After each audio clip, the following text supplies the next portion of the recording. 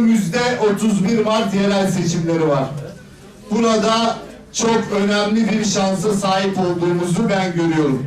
Şehrimizin müthiş bir hayvancılık potansiyeli var.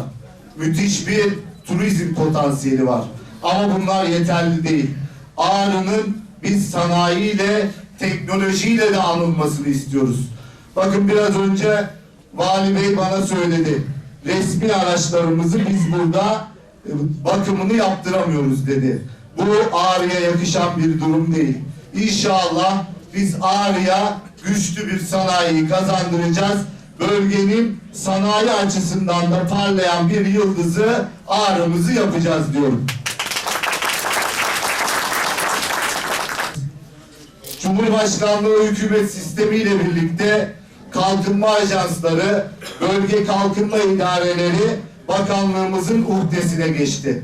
Yani yerel kalkınma bizim ajandamızda. Değerli kardeşlerim, burası bir Serhat şehri.